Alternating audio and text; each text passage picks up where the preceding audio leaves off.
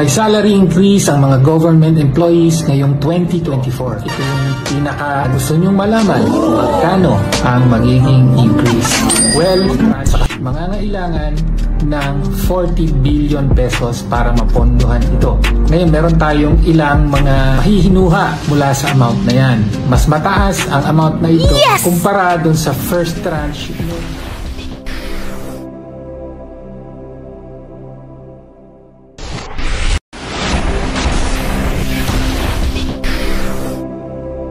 May salary increase ang mga government employees ngayong 2024. Imponitin niyo po ito ng Party List.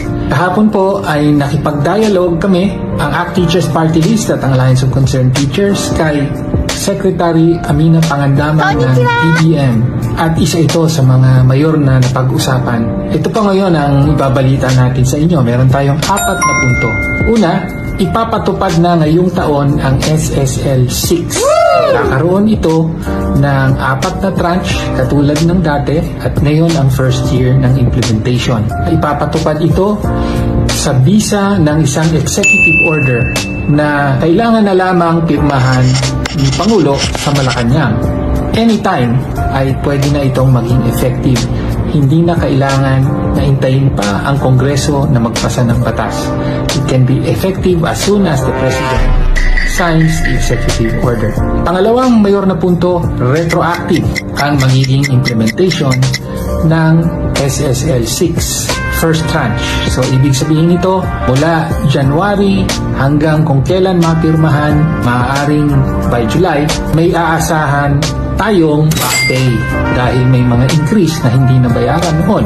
Pangatlong punto, ito yung pinaka gusto nyong malaman kung magkano ang magiging increase.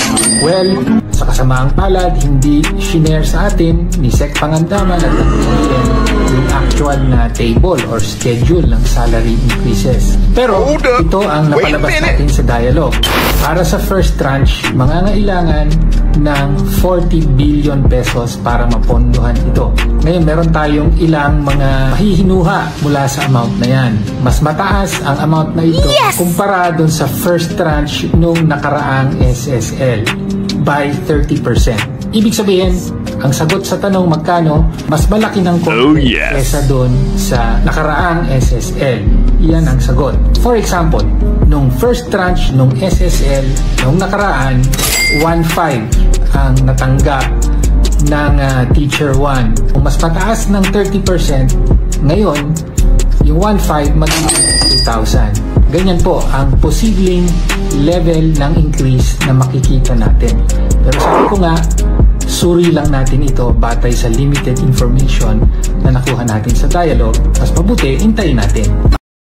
Kung meron man kayong mga komento tungkol sa mga isyong ito, maaari kayong magbigay ng mga reaksyon sa comment section na makikita sa ibaba ng bidyong ito. Maraming salamat. At kung ikaw ay interesado ng mga bidyong tulad nito, mangyaring suportahan ang channel na ito sa pamamagitan ng pagpindot ng like, pag-share ng mga video at kung bago ka pa lang sa channel na ito, please subscribe sa channel na ito at pindutin ang notification bell at piliin ang all upang maabisuhan ka para sa mga paparating pang mga videos.